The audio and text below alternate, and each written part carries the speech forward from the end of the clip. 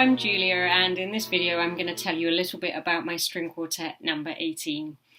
This one really started life as a chord sequence that I played on the piano with lots of suspensions in it.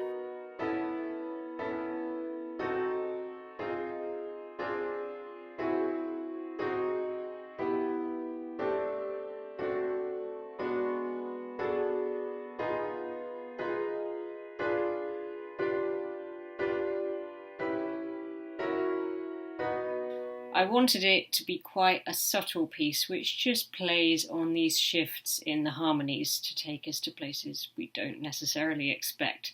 There are no really big melodies, no big rhythms, it's all about the harmonies. So there are lots of diminished chords and seconds and sevenths, so lots of close harmonies in this chord sequence that don't really resolve into a particular key or triad. But although they don't necessarily take us where we expect, they gradually work their way towards something that we recognise as a home, a tonic key, and in this case it's B major. And in a sense, the whole journey of the piece really is condensed into this one chord sequence. So having defined this sequence, I then pulled it out into these longer lines, just playing with the overlapping parts of the string quartet and the suspensions, and trying to write something that made some sort of sense in each part. It's not quite the whole sequence. At this stage I ended up adding a little bit more on the end so that it could work its way back to a repeat.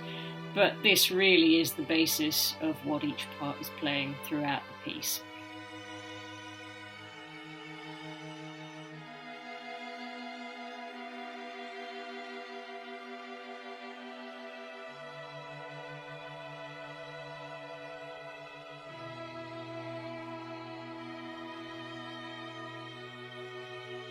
And I suppose I could have just written a melodic line over that and left it at that. But it just happened that in the orchestra I play with, we were playing a piece by Grieg, one of his Norwegian dances, that contains a repeating rhythm in the violins, which caught my attention, not least because the bowing needs a bit of care. And I thought, well, why not see how it sounds with this rhythm? It's a syncopated rhythm, and I've used syncopated rhythms previously to create momentum, for example in Quartet number 14, but there they were offset with each other as a way of trying to maintain the sustained line.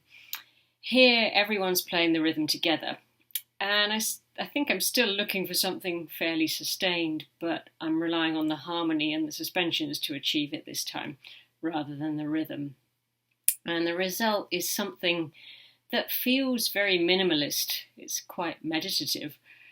And when the melody appears above it, I think there's a feeling of maybe Philip Glass a bit. I'm thinking of the slow movement of his violin concerto.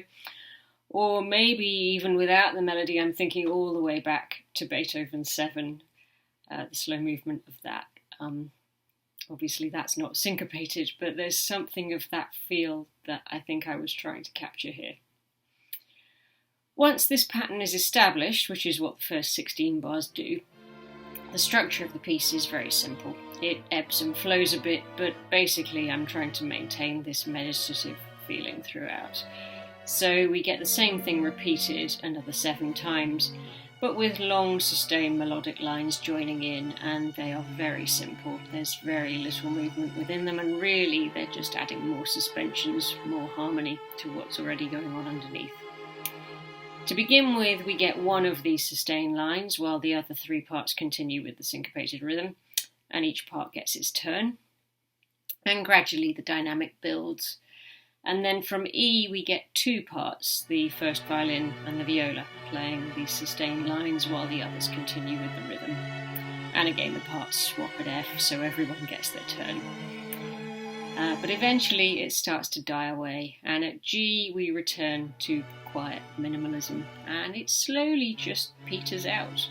There's nothing really to say that it's stopping. There's maybe a bit of a hint from these slight gaps that start appearing, but it just very calmly ebbs away. The whole thing really is a bit of a meditation.